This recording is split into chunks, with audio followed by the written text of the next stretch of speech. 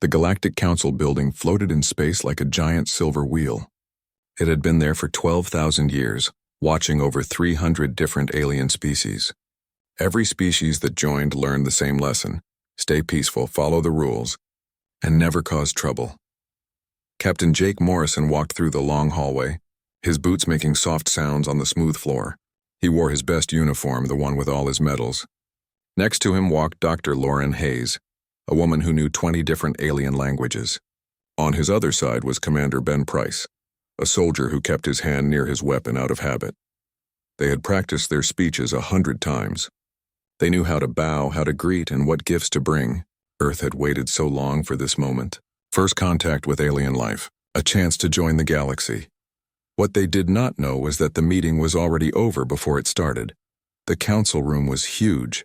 Hundreds of aliens sat in seats that rose up like stadium benches. Some had scales, some had fur, and some looked like floating jellyfish that glowed in the dark. Jake felt very small standing in the center of the room. A tall creature stood up. It looked like a mix between a lizard and a dinosaur, with teeth as long as knives. Its name was Ambassador Vreltok, and it ruled 7 star systems for the Zathrak Imperium. Vreltok clicked its jaw, making a sound like rocks grinding together. The Council has made a decision. The Kepler sector belongs to the Zathrak Imperium. The human ships heading there must turn back or be destroyed. Lauren felt her stomach drop. She stepped forward, keeping her voice calm even though her heart was racing. Ambassador, those ships carry families, children. They have been traveling through space for 8 years. We filed all the correct papers.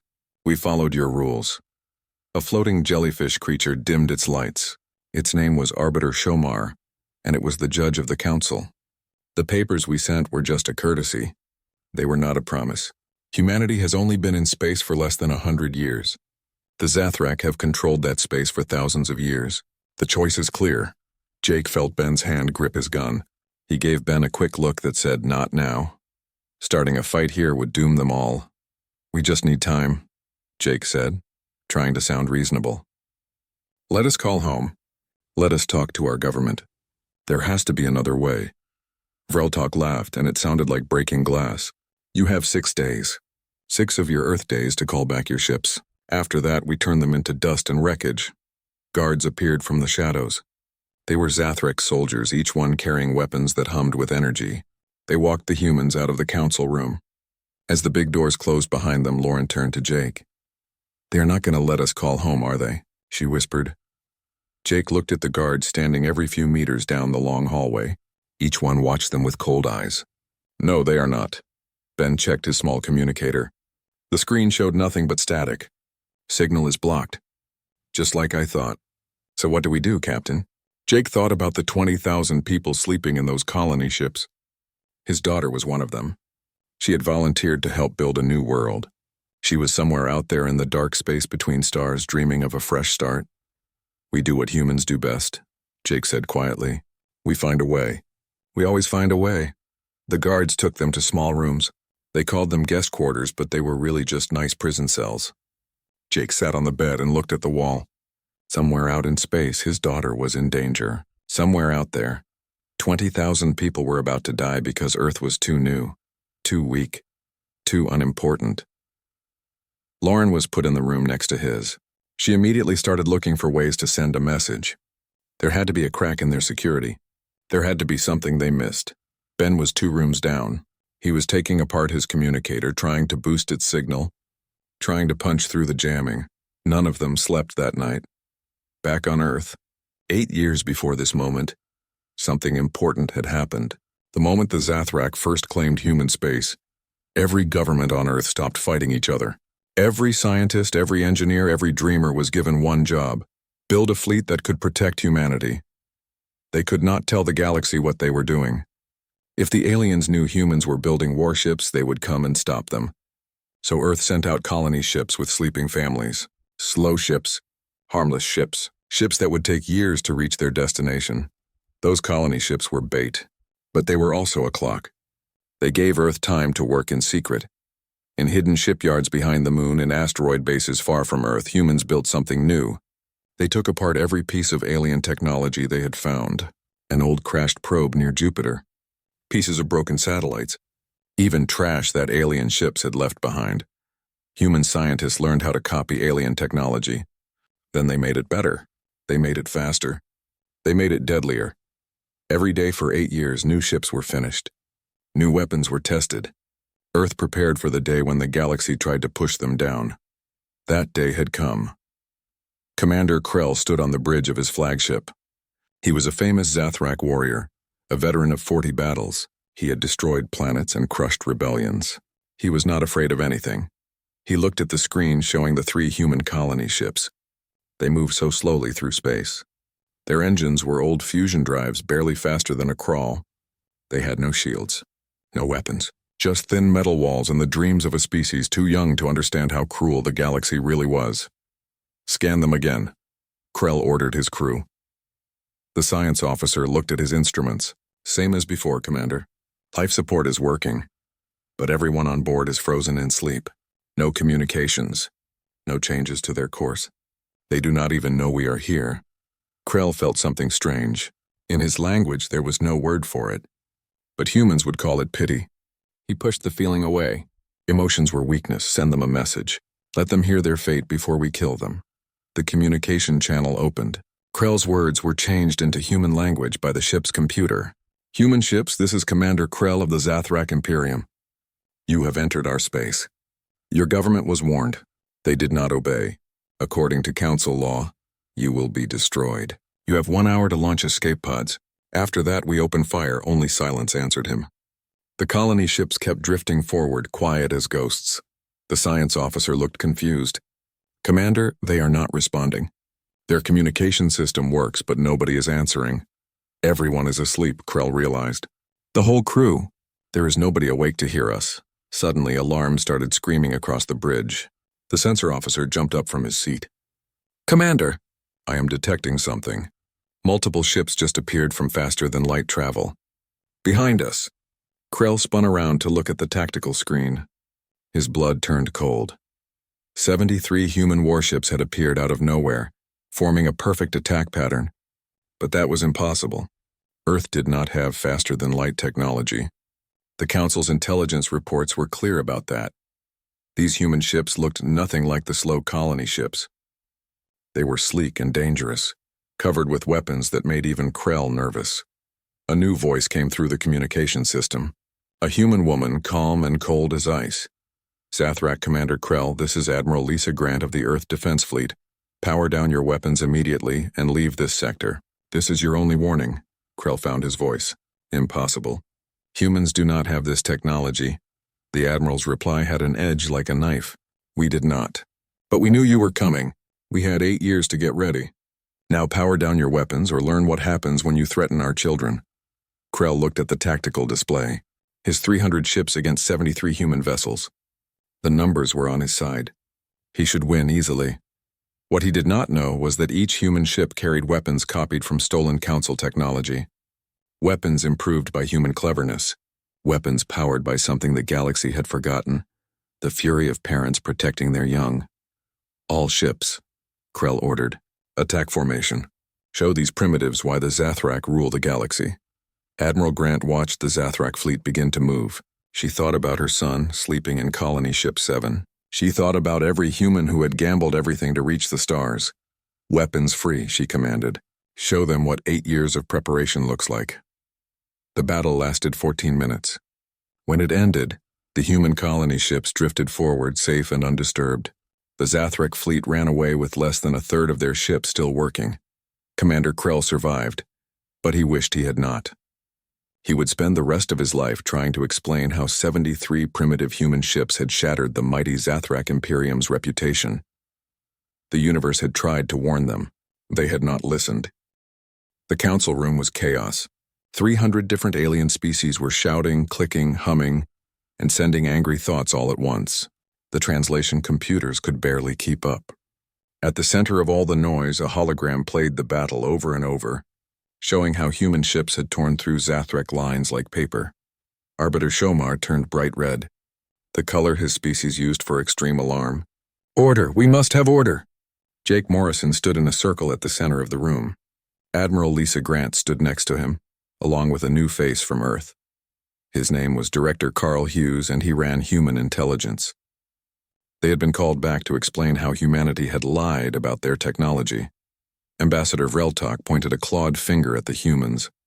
Fresh armor plates covered the scars where his command station had exploded during the battle. "They lied to us! They came here pretending to be primitive, begging to join while hiding a war fleet. This breaks all the rules of first contact." Lauren Hayes stepped forward. Her diplomatic training was the only thing keeping her from yelling.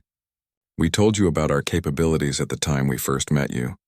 What we built after that was our choice, especially when you threatened to commit genocide against our people." A new voice joined the argument. High Chancellor Drokan of the Sivari Collective made a sound like breaking glass. His species looked like living crystals. The humans showed faster than light travel that we did not know they had. Our intelligence said they were decades away from such technology. Director Hughes smiled, but it was not a friendly smile. "You assumed we were decades away. We have been studying your ships for years. Every vessel that passed through our solar system, every probe, every piece of space junk. We learned from it. That is what humans do." The truth was both simpler and more frightening than the Council wanted to admit. Humanity had not invented faster than light travel. They had reverse-engineered it from a crashed Council scout ship that had broken down near Jupiter 15 years ago. A ship the Council never reported missing, thinking it had just disappeared into a black hole or something. From that wreckage, human scientists worked backward. They learned the principles, understood the math, and then made it better. Human faster-than-light drives were now quicker and more efficient than the standard Council models. Shomar turned a thoughtful purple color. "What humanity did is impressive, but the way you revealed it has created problems. The Zathrek Imperium has lost face. They will demand compensation." "Compensation?" Admiral Grant's voice could have frozen fire. "They tried to murder 20,000 sleeping civilians. We defended them. If anyone owes compensation, it is the Zathrek for the 17 crew members we lost in that battle." Vreltok rose to his full height, nearly 3 meters of scaled muscle and ancient pride. "You dare demand payment from us? We are one of the founding species of this council. We have kept order for thousands of years while your kind still lived in caves and hunted animals." Ben Price, who had been quiet until now, spoke up. "And yet we beat you in 14 minutes with a quarter of your numbers. Maybe your order needs an update." The chamber went silent. It was the kind of silence that comes right before something either breaks through or breaks down. High Chancellor Drokan made an urgent chiming sound. "The human speaks a truth we have been avoiding. Our dominance has made us lazy. These humans, barely a century into space, have shown tactical thinking beyond what our military schools teach. The question is not whether they broke protocol. The question is what this means for the balance of power." That was the real issue, Jake realized. The Council was not angry about the battle. They were terrified. For 12,000 years they had kept a stable system. New species learned from old ones, accepted their low place, and slowly climbed up over thousands of years. Humanity had just kicked over the whole ladder. Shomar cycled through several colors before settling on uncertain yellow. "The Council must talk privately. Humans, stay in your quarters until we decide what to do with you." As guards walked them out, Lauren leaned close to Jake. "What do you think they will decide?"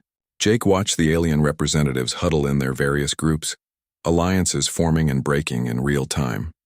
"I think they will do what any established power does when something disrupts their system, which is try to put us back in our box." Director Hughes overheard and gave a dark smile. "Let them try. We already sent word home. Earth is not stopping.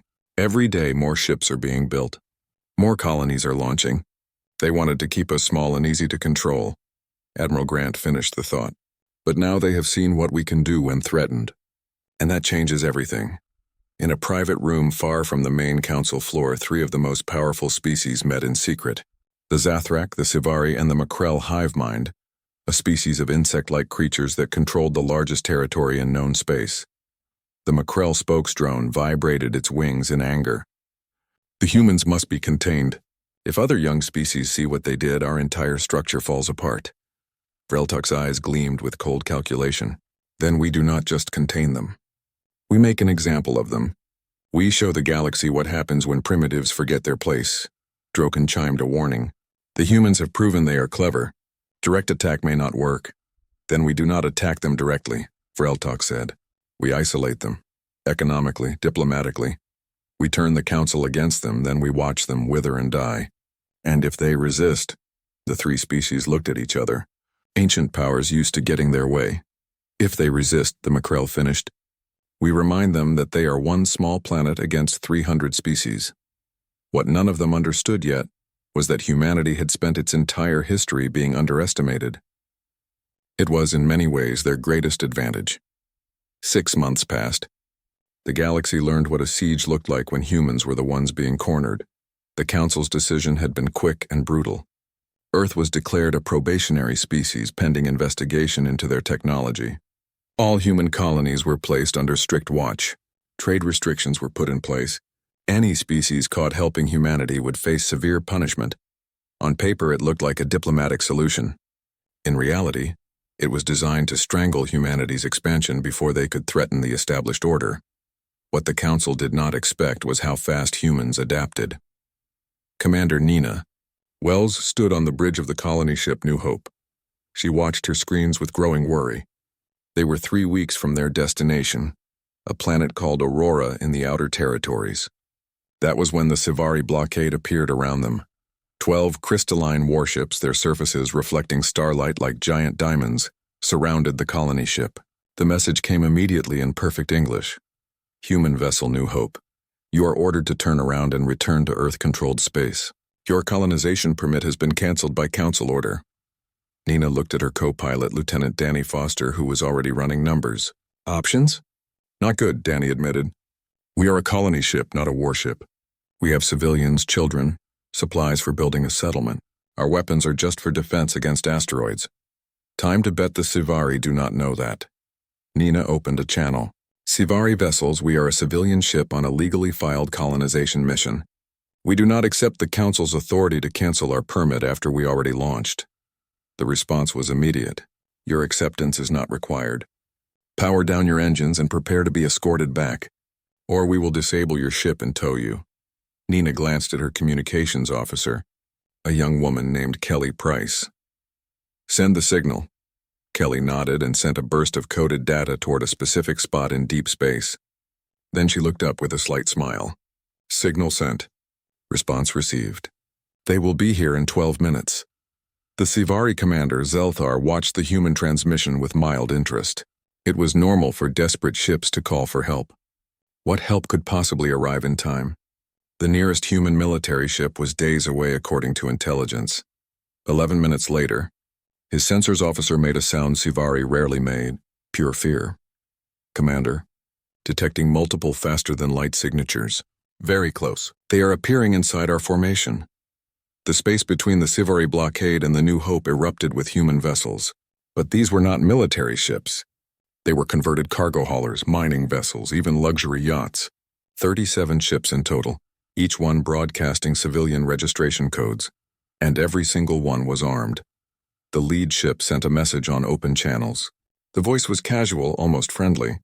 Sivari blockade, this is Captain Roy Martinez of the independent trader Longshot. That colony ship you are threatening. Those are our people, and we take that very personally. Zelthar ran the numbers. Civilian vessels retrofitted with weapons. Against his military-grade warships, they should not stand a chance. Unknown vessels, you are interfering with Council business. Leave now or face the consequences. Roy's response came with a laugh. See, that is the thing about us humans. We do not respond well to threats, especially when it comes to our kids. What happened next became famous as the New Hope incident. The civilian human fleet did not attack. They simply positioned themselves between the colony ship and the Sivari blockade, matching the colony vessel's course and speed exactly. Shomar turned toward Jake, his color shifting to an aggressive orange. Explain yourself, human. Jake took a breath and stepped forward. He knew this moment mattered. You built a system where the strong make the rules and the weak follow them. Where being old means you are right, and being young means you do nothing. You call it order, but it is really just tyranny dressed up in nice words. Humans do not accept tyranny. We never have. You tried to starve us out, and our citizens organized themselves. No government gave orders. No military commanded them. Just people helping people because that is what we do. Freltok slammed his fist on his podium, making a sound like thunder. Chaos! You describe chaos! We describe freedom, Jake said. And yes, sometimes it is messy. Sometimes it does not look organized or proper, but it works. The council session ended with no agreement. But in the hallways and private chambers, the real power players of the galactic community began to whisper and plot. The Sivari suggested economic sanctions that would prevent humans from trading with anyone. The Makrel proposed contaminating human colony worlds with diseases. The Zathrak, still angry from their defeat, wanted direct military action on a massive scale. Admiral Grant sat in her office on the newly built Earth Defense Command station. Through the viewport, she could see the growing fleet. 50 new warships floated in formation, with more being built every week in shipyards hidden throughout the solar system. Carl Hughes entered, carrying a data tablet. His face was grim. Intelligence confirms the Council factions are planning something big. They are calling it Operation Containment. We do not have all the details, but the word decisive keeps showing up in our intercepts. How much time do we have? Best guess? 3 months. Maybe 4. Lisa Grant thought about every human colony scattered across dozens of star systems. She thought about families making new lives on alien worlds, children growing up under strange suns, dreamers who believed humanity deserved a place among the stars. Then we have 3 months to make sure they understand one critical thing. What is that? Admiral Grant's face reflected in the viewport, showing a woman who had trained for war her whole life but desperately wanted peace. That if they come at us with everything they have, we will show them that humanity's greatest weapon is not our technology or our tactics. It is that we never ever stop fighting for each other. The days turned into weeks. Earth's factories ran day and night. Ships were built faster than anyone thought possible. New weapons were designed and tested. Defensive satellites were placed around every colony world. Humanity prepared for the storm they knew was coming. On Aurora Colony, Commander Nina Wells watched her people build their new home. 2,000 colonists had turned a bare rock into something beautiful. Gardens grew in domed greenhouses. Children played in the streets of prefabricated buildings. It looked like peace. But Nina knew better. She called a meeting with the colony's leaders. I need you to start building underground shelters, deep ones, enough to hold everyone. A woman named Claire Hudson, the colony's chief engineer, frowned. That will take resources away from expansion. We are already behind schedule. I know, but if the council attacks, I want our people to survive. Do you really think they would attack civilians? Nina looked out at the children playing, so innocent and unaware. I think they are desperate. And desperate people do terrible things. The shelters began construction the next day. Captain Roy Martinez had delivered his colony ship to New Terra and decided to stay. His militia fleet had dispersed, but they kept in contact. A network of independent captains who had promised to help if humanity ever needed them again. Roy was helping install a planetary defense grid when his communicator buzzed. It was a coded message from an old friend, another independent trader named Patricia Mills. The message was short.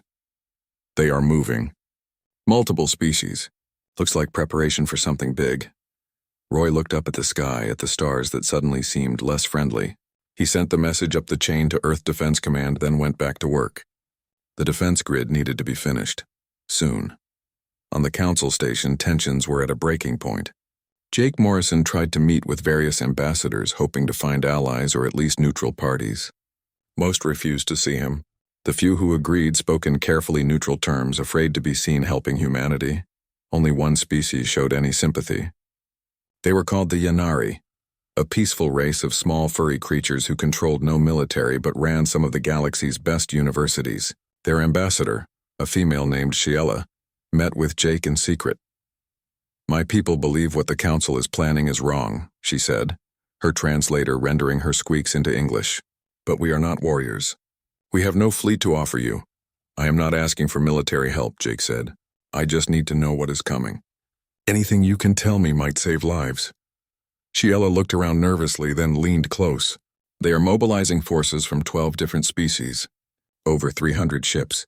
They plan to hit all your colonies at the same time. Force you to surrender by threatening your civilians. They want to make an example of you so that no other young species ever tries what you did. Jake felt his blood run cold. When? Soon, within weeks. My people overhead the planning session. They call it a peacekeeping operation, but it is really an invasion. Thank you. This information might save us. Shiella's large eyes looked sad. I hope so. My people like humans. You remind us of ourselves when we were young. Curious, brave, a little bit reckless. The galaxy needs that spirit. Please survive. Jake got the message back to Earth immediately. Admiral Grant called an emergency meeting with all colony governors and ship captains. The holographic conference room filled with worried faces. We have confirmation, Lisa said without preamble. The Council is planning a coordinated strike on all our colonies. Multiple species. Overwhelming force. Their goal is to force immediate surrender or face orbital bombardment. Commander Nina Wells spoke up from Aurora. Can we defend against that many ships? Not everywhere at once, Admiral Grant admitted. Our fleet numbers 79 warships now. Against 300 Council vessels spread across 15 colonies, the math is brutal. We cannot protect everyone. The conference room fell silent. Everyone understood what that meant. Some colonies would have to stand alone. Some people might not survive. Roy Martinez cleared his throat. What about the militia fleet? We have civilian ships, but they are armed. Not military grade, but we can fight. Against capital ships, you would be outgunned severely, Admiral Grant said gently. I appreciate the offer, but I will not ask civilians to throw their lives away. You are not asking, Roy said firmly. We are volunteering. Every captain in the militia fleet knew this day might come. We are ready. Voices from across the colonies echoed agreement. Civilian captains, traders, miners, even wealthy families with personal yachts, all of them willing to stand and fight. Jake Morrison felt something swell in his chest. Pride. Hope. The crazy certainty that humanity might actually survive this. We need a strategy. Something they will not expect. Director Hughes spoke up. The Council thinks in terms of military might. They assume the side with more guns wins. But we have something they do not understand. What is that? Someone asked. Creativity? The ability to think sideways. They are going to come at us with brute force because that is what always worked before. So we do not meet them with brute force. We hit them somewhere else entirely. Where? Admiral Grant asked. Carl Hughes smiled. Their economy. Their infrastructure. Everything that keeps their 300 species connected and functioning. We have civilian ships positioned all over the galaxy. What if those ships suddenly created problems in all the right places? Lauren Hayes, listening from the Council station, understood immediately. You want to hold their economy hostage. Not hostage. Leverage. We show them that destroying us will cost them more than they are willing to pay. The plan took shape over the next week.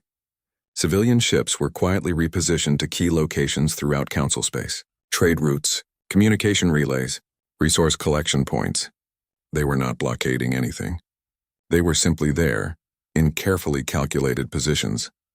Meanwhile, Earth's military prepared for the worst. Every warship was brought to full readiness. Defense satellites around the colonies were armed and powered up. Marines practiced emergency evacuation procedures with colonists. On Aurora, the underground shelters were finished just in time.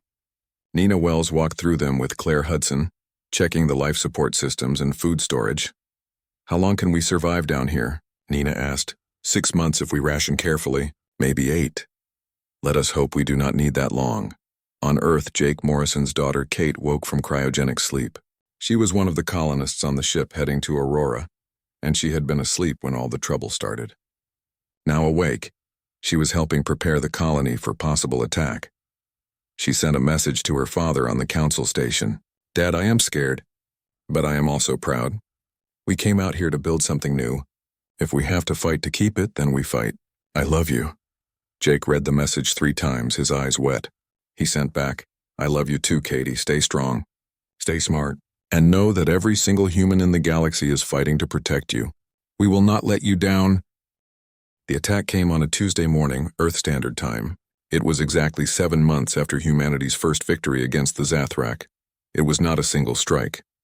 It was a coordinated assault across every human colony at the same moment. The Council had learned from their mistakes. This time they sent overwhelming numbers. Commander Nina Wells was 3 months into building Aurora Colony when the sky turned into fire. She was in the agricultural dome, checking on the wheat crops when the alarm started screaming. She ran to the nearest window and looked up. Her blood turned to ice. The sky was full of ships, not just Sivari or Zathrak, but vessels from a dozen Council species. Crystalline cruisers, organic bioships, metal dreadnoughts, each one bristling with enough weapons to level a city. "Get everyone to the shelters," Nina shouted into her communicator. "This is not a drill. All civilians to the underground shelters immediately." 2,000 men, women, and children who had traveled years to reach this world were now running for their lives. Parents carried children. The elderly were helped by younger colonists. Everyone moved with purpose born of practice. They had drilled for this day. The first orbital strike hit the colony's power station. The building exploded in a ball of flame, sending debris flying in all directions. But it was a precision strike. They were not trying to kill people, not yet. They were destroying infrastructure, sending a message. The second strike took out the communications array. The third hit the water purification plant.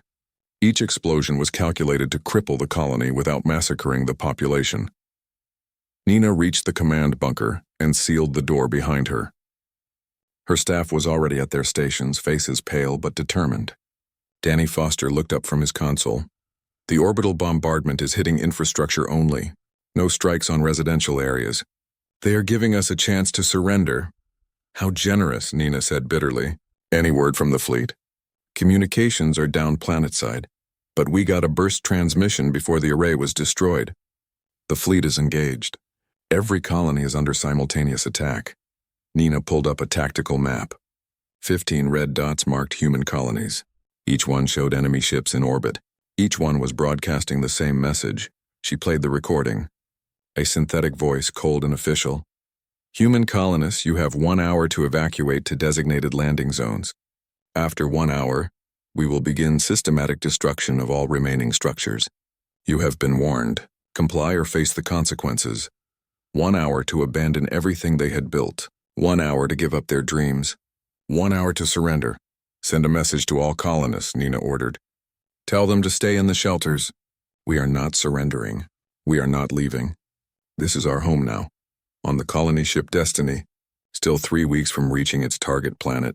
Captain Roy Martinez watched the coordinates for New Terra light up with weapons fire on his long-range sensors. 7 capital ships were in orbit around the colony. His militia fleet had grown. 43 civilian vessels now escorted the Destiny. Cargo haulers, mining ships, a few personal yachts owned by wealthy families who believed in the cause. Against 7 capital ships, they looked pathetically small. "What do we do, Captain?" his first officer asked quietly. Roy looked at the sleeping colonists in cryopods below decks. Families dreaming of a new start. Children who would wake up to either a home or nothing at all. "We do what humans have always done.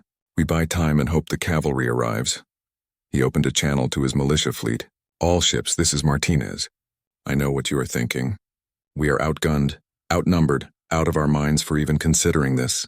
But those are our people down there on New Terra, our friends, our families. I am taking the Destiny in to help. Anyone who wants to join me is welcome. Anyone who wants to leave has my blessing and my thanks for coming this far." Not a single ship left the formation. 43 civilian vessels changed course, heading straight for the enemy fleet at New Terra. It was suicide. It was crazy. It was the most human thing anyone could do. At Earth Defense Command, Admiral Lisa Grant watched her worst nightmare unfold in real time. Every tactical screen showed red. Every colony under attack. Every human settlement threatened. "Status report," she demanded, her voice steady despite the chaos. "Over 300 council ships confirmed," her tactical officer reported. "Multiple species involved. Full orbital bombardment capabilities.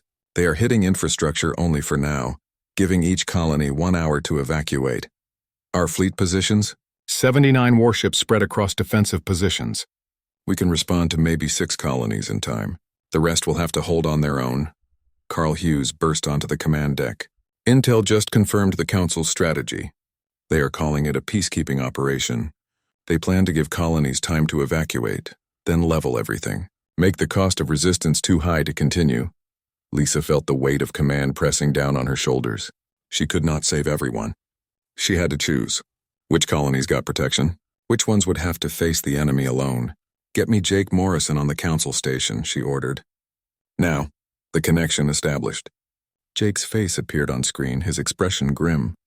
"Lisa, I know what you are thinking. Do not do it. I do not have a choice. I have to protect what I can. You do have a choice, trust me. For once, trust that there is a plan beyond shooting our way out."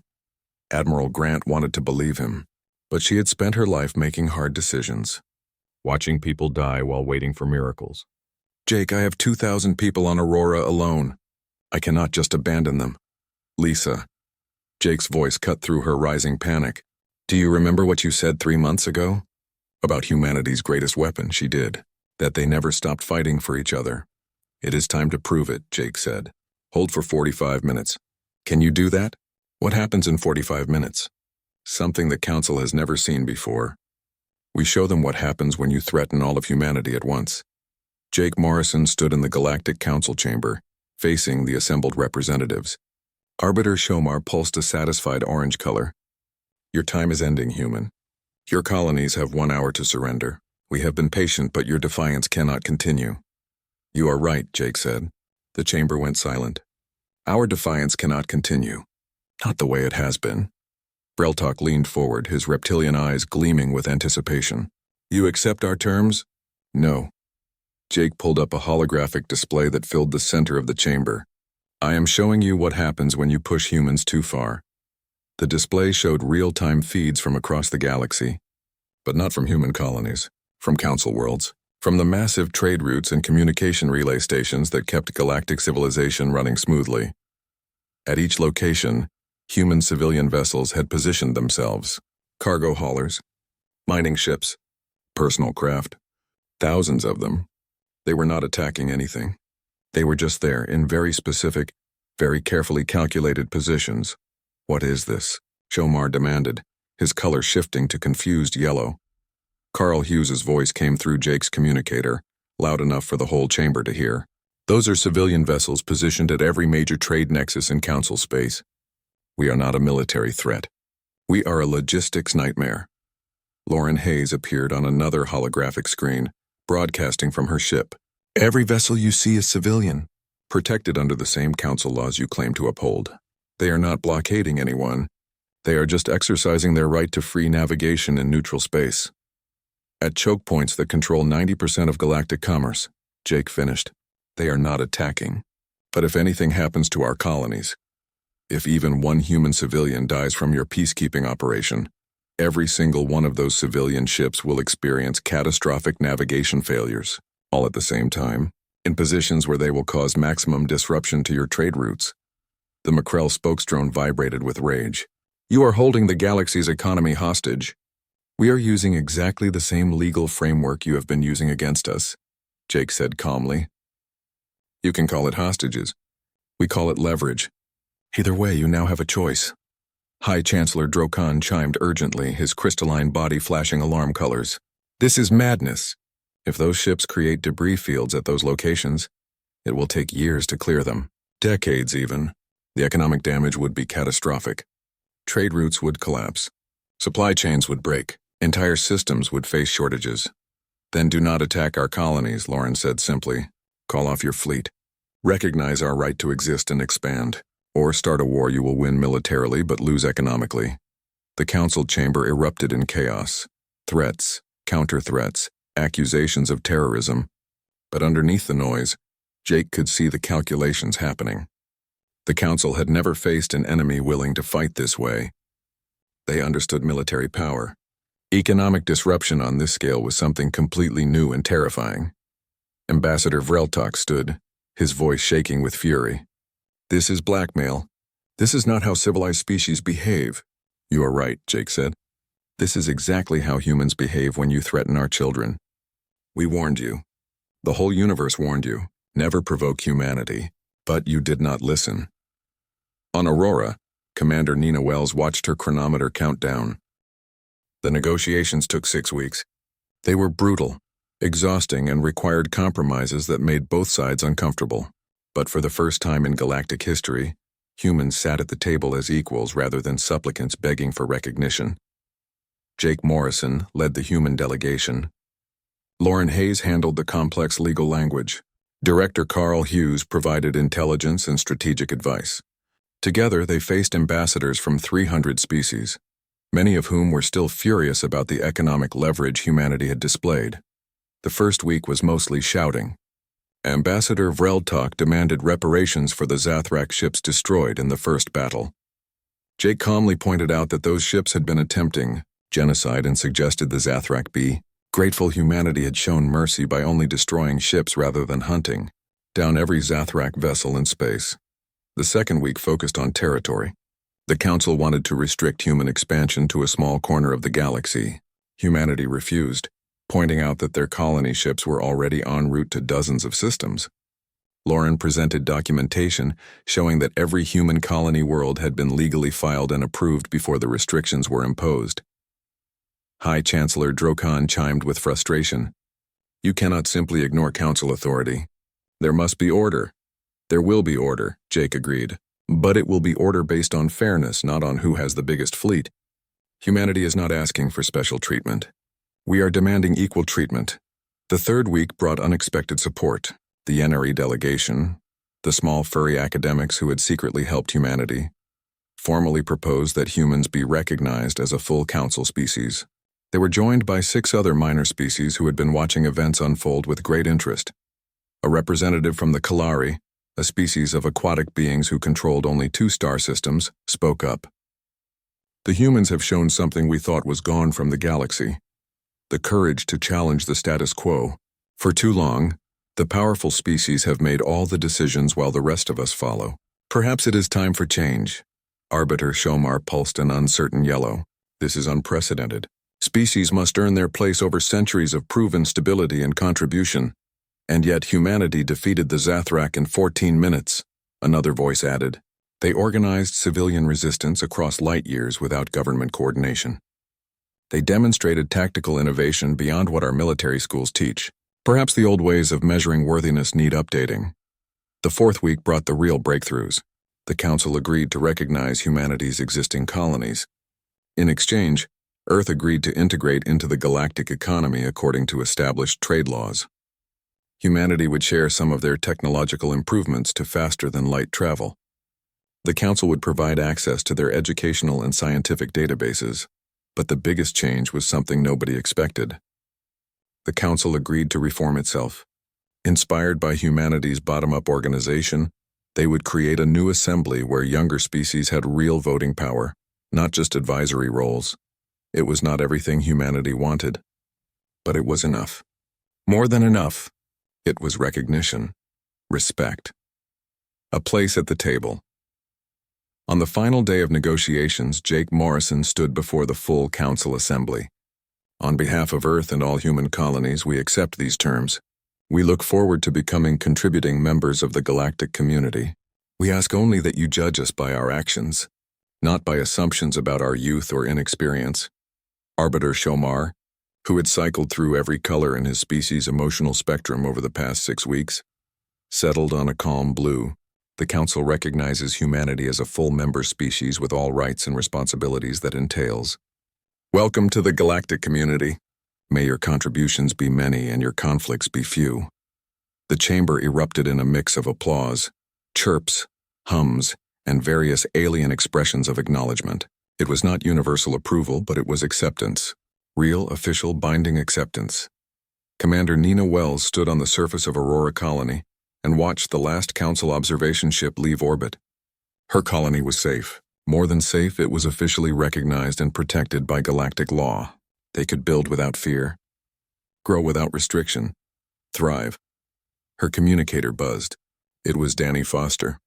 "Commander, we just received a supply shipment from the Yanari. They sent farming equipment, medical supplies, and enough building materials to expand the colony by 30%. The message says it is a gift, welcoming us to the galactic community." Nina felt tears building in her eyes. "Send them our thanks. And get a crew together. We have a colony to expand." 2,000 colonists emerged from their shelters and returned to building their future. The gardens that had been damaged in the brief bombardment were replanted. New structures went up where old ones had been destroyed. Children played in the streets again, their laughter a promise that life would continue. Captain Roy Martinez delivered the colony ship Destiny to its destination world, a planet the colonists decided to name Hope's Landing. His militia fleet stayed for 2 weeks, helping establish basic infrastructure before dispersing back to their regular jobs. Before leaving, Roy stood with the colony's leaders and looked up at the construction happening all around them. You know, when we started this journey, I was just a cargo hauler trying to make a living. I never expected to become part of something bigger. One of the colonists, a young man named Peter Hall, smiled. You did not just help us, Captain. You showed the galaxy what humanity means. That we take care of our own, that we stand together. That is worth more than any weapon or technology. Roy shook his hand firmly. If you ever need help again, you know how to reach me. The militia fleet is always ready. Admiral Lisa Grant stood down Earth's military from war footing, but she kept the defense fleet operational and growing. Trust had to be earned over time, and she would make sure humanity could defend itself if needed. She was in her office reviewing expansion plans when Carl Hughes entered with news. We have been invited to attend the Galactic Military Academy. They want to study human tactics and strategic thinking. Apparently what we did during the standoff is now required reading in their command courses. Lisa allowed herself a small smile. They want to learn from us? More than that. They want to recruit human instructors. They are calling our approach revolutionary warfare, fighting without fighting, using leverage instead of firepower. They have never seen anything like it. What do you think? Should we accept? Carl considered carefully. I think we should. Not to show off, but to build bridges. If we can teach them to think differently, maybe future conflicts can be resolved without anyone dying. Set it up. But make sure whoever we send remembers that we are not just warriors. We are diplomats now, too. On the council station, Jake Morrison prepared for his first official session as Earth's permanent ambassador. Lauren Hayes would serve as his deputy. Together, they would represent humanity's interests among 300 species. Lauren was nervous. Do you think we can really make this work? Us against 300 species who have been doing this for thousands of years? Jake adjusted his formal uniform and smiled. We are not against them anymore. We are with them, part of something bigger. And yes, I think we can make it work. Because we bring something this council forgot. The belief that things can change. That old ways are not always the best ways. That everyone deserves a voice. The council chamber doors opened. Jake and Lauren walked in together, taking their seats in the human delegation area. Around them, 300 species watched with varying degrees of curiosity, respect, and lingering resentment. Arbiter Shomar pulsed a formal blue. The council recognizes the human delegation. Ambassador Morrison, you have requested time to address the assembly. You may proceed. Jake stood, feeling the weight of Earth's expectations on his shoulders, but also the strength of knowing millions of humans were watching, supporting, believing in him. Members of the Galactic Council, I stand before you not to recount our conflicts or celebrate our victories. I stand here to propose cooperation. Earth wishes to contribute to galactic scientific research. We have improvements to medical technology we would like to share. We have agricultural techniques that might help species facing food shortages. We have artists and musicians eager to participate in cultural exchanges. He paused, looking around the chamber. We came to the stars seeking adventure and opportunity. We found conflict and challenge. But we also found something unexpected, the possibility of community. A galactic family where different species work together not because they have to, but because they choose to. Vreltok, the Zathrak ambassador who had been humanity's first enemy, stood slowly. The chamber went quiet, expecting another confrontation. Instead, his voice was measured and thoughtful. The humans defeated my people in battle. They humiliated the Zathrak Imperium. I have spent months resenting them for this. He paused, his reptilian eyes meeting Jake's human ones. But I have also spent months studying them, and I have learned something important. The humans did not seek conflict. They responded to threat. They protected their own. This is not aggression. This is strength used correctly. Perhaps the Zathrak can learn from this example. It was not an apology, but it was acknowledgement, respect.